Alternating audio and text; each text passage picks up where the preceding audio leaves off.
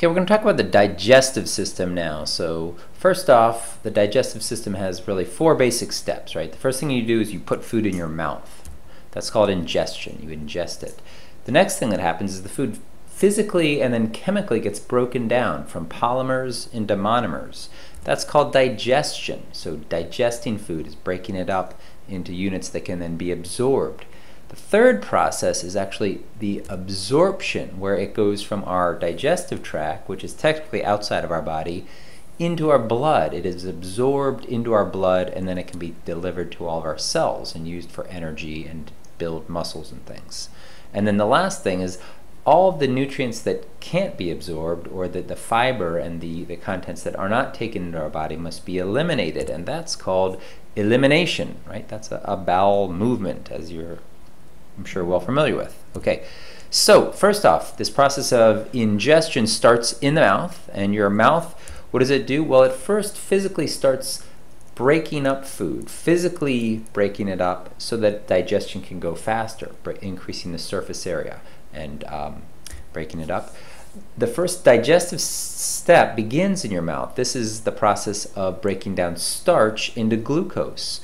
And that's done by an enzyme called amylase. So amylase will start to break down starches into glucose. If you've ever chewed on a cracker or something really starchy, for long periods of time you'll notice it tastes sweet. It's starting to taste sweet because you're breaking it down actually into a disaccharide in your mouth called maltose. Maltose is two glucoses held together. But that's the first digestive step that actually begins in your mouth before you've even swallowed your food.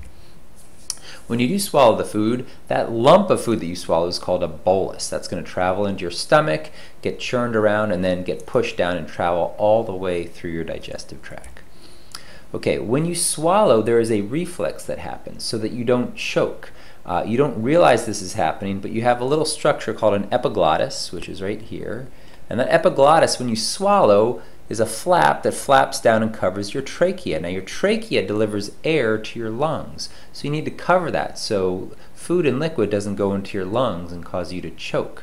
And this epiglottis prevents that choking process, and it's again a reflex that your body does automatically. If you're distracted, if you're talking while you're eating and laughing and stuff, you can occasionally breathe while you swallow, and that's when you can choke and get food blocked in your trachea, and that's when you're choking. So again, your epiglottis plays this important role in preventing you from choking. Your throat above your epiglottis is, the anatomical term for that is your pharynx, okay? And then below your epiglottis, when it goes down the tube into your stomach, that's called your esophagus. So the esophagus is the tube that carries the food to your stomach. Your trachea is your windpipe, carries air to your lungs.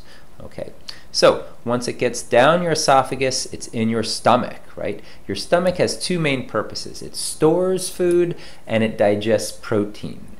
It contains gastric juices. Gastric juices are basically hydrochloric acid, so it's got a pH of about 2, and it's got an enzyme called pepsin.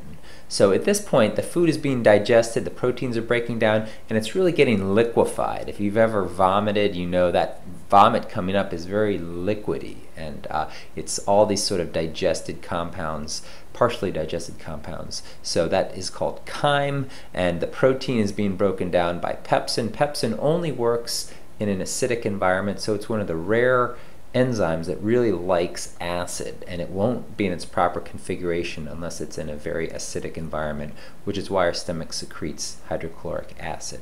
So your stomach is muscle. Muscle is a protein. Why doesn't your stomach get digested by these gastric juices? Well, your stomach fortunately secretes a mucus, a protective covering, which provides sort of like a Teflon chemical-proof coat so your stomach is not digested. Occasionally you can get a hole in that mucus, and that's when your stomach will get digested by digestive enzymes, and that's called an ulcer.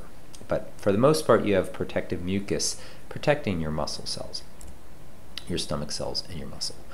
Okay, as the food is churned and digested in the stomach, it will start to get pushed into your intestines. Now, the top 6 inches of your intestines are called the duodenum, and the duodenum is where the final digestive processes take place. So the food coming in is fairly acidic, right? It's got a pH of 2 to 3. The enzymes in your intestines don't like that low pH. They need a pH of about 8. So the first thing, we've got to secrete a couple compounds. Your pancreas, which is right here below your stomach, is going to secrete bicarbonate. That's basically baking soda.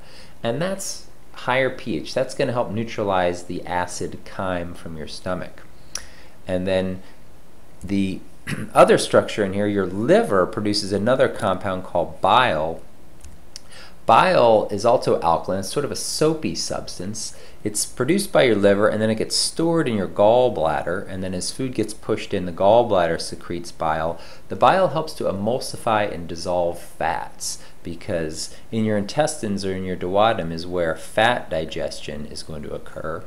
We're going to complete the digestion of starch and protein into monosaccharides and amino acids, and we're also going to digest nucleic acids, DNA and RNA, into nucleotides, the basic units of DNA and RNA. So the process is completed in this top 6 inches of the intestines called the duodenum. Well, we have about 22 feet of intestines. What does the rest of the small intestines do? Well, that's that next step in digestion, right? Absorption. So within this long 22-foot hose, we have these ridges, and on the ridges we have little finger-like projections. They're called villi, right? They increase the surface area. On top of the villi, we have these epithelial cells, and on the epithelial cells we have these tiny little hair-like structures called microvilli. So we greatly, by having these little folded fingers and these tiny little hairs on top of them, greatly increase the surface area for absorption of the digested nutrients, so that in the 22 feet, as the food's getting pushed in there, it's got plenty of opportunity to diffuse across these membranes and into the blood and get carried into our blood, that last step of food absorption. Okay, and then the last step, of course, is elimination. As the blood does enter, the sugar, enters our blood sugar goes up. And remember, maintaining homeostasis means we need to maintain relatively constant blood sugar levels. So as the sugar enters our blood, our pancreas is going to sense that, and our pancreas is going to produce insulin. Insulin is a chemical hormone. It's going to tell our liver to take sugar out of the blood and convert it into glycogen, where it will store it. Our muscles will do the same thing. They'll actually take sugar and store it as glycogen as well. Okay? This helps to bring down our blood sugar level. If you haven't eaten in a while, you have probably low blood sugar. Your pancreas will sense the low blood sugar and produce another hormone called glucagon, which will again sent to your liver. And that glucagon will tell your liver cells to metabolize glycogen, convert it back into glucose, and that glucose will go back into the bloodstream and raise your blood sugar. So the pancreas and liver play a really important role in maintaining blood sugar. If you can't do this, if you're not producing insulin properly, or your liver's not responding to insulin properly, you have diabetes, right? We talked about type 1 and type 2 diabetes, where people cannot properly maintain blood sugar. And that's a big, big problem, and getting bigger in the United States and in the world. Okay, so we're done with absorbing food. Now we basically have waste, and we need to eliminate it. But at this point, the stuff coming out of our small intestines is like diarrhea, and you don't want to be having diarrhea. You'll be going to the bathroom constantly throughout the day. Like when you're sick, when your body's sick, you're basically just getting rid of it as fast as you can, and that's not very pleasant. So we need to kind of reabsorb the water, and that's what happens in our large intestine. It's got 3 parts: the ascending, the transverse, and the descending. In this large intestine, or colon, we're going to be absorbing water. Okay, there's bacteria in there that are going to be producing certain vitamins that are also absorbed into our blood. So there's some vitamins that are absorbed. And down here at the beginning of our large intestine is this tiny little structure called the appendix. Remember, in evolution we talked about this as being a vestigial structure that once served an important purpose, right? When we were kind of more eating a ape or other primate-like diet of leaves and roots and tubers and shoots and high cellulose, this had a very different structure and function. So let's look at what that looks like on herbivores. Okay. And obviously when it gets to our large intestine, it will be, now it's nice and solid. It's a nice sort of, we call it feces, and it's stored in our rectum till we get enough pressure in there to be released, and then that valve that releases it is your anus. Okay, yes, anus. So, talking about carnivores and herbivores. So your carnivore, your coyote here, eats a lot of meat, and that meat gets digested in the stomach, and then those amino acids and nucleic acids and stuff get digested in the small intestine. Very little left to get reabsorbed. Water's reabsorbed in the large intestine, then it's eliminated. Okay. If you're a koala and you're eating primarily eucalyptus leaves, this is mostly cellulose. So you're not going to be getting much digestion in your stomach. You just don't have the enzymes to break it down. So it's going to go into your small intestine looking a lot like the leaves that were eaten. Okay? And it's going to pass through there mostly undigested. So you haven't gotten any energy out. But fortunately, you've got what is our appendix, is this large tube called a cecum. Now the cecum is going to take all that plant material. It's full of bacteria and protists that have enzymes that can break down cellulose into glucose. So in here, we're basically going to have this fermentation chamber with all these microbes breaking down cellulose into glucose.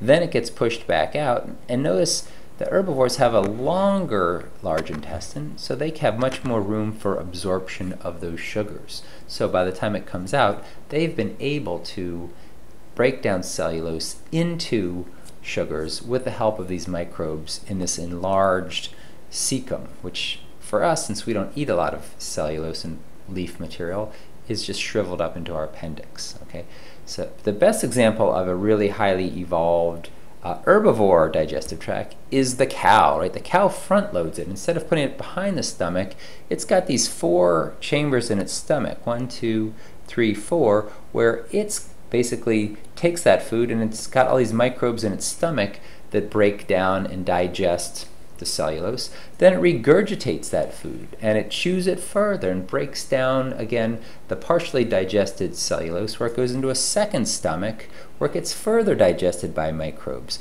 So that by the time it gets into the stomach and intestines, all the sugars are pretty much there. They're exposed. The microbes have already broken them down, and then the cow can absorb the sugars and eliminate what is not broken down as, of course, waste. So that's an overview of the digestive tract. We'll talk a little bit more about it in class, but that's it for right now.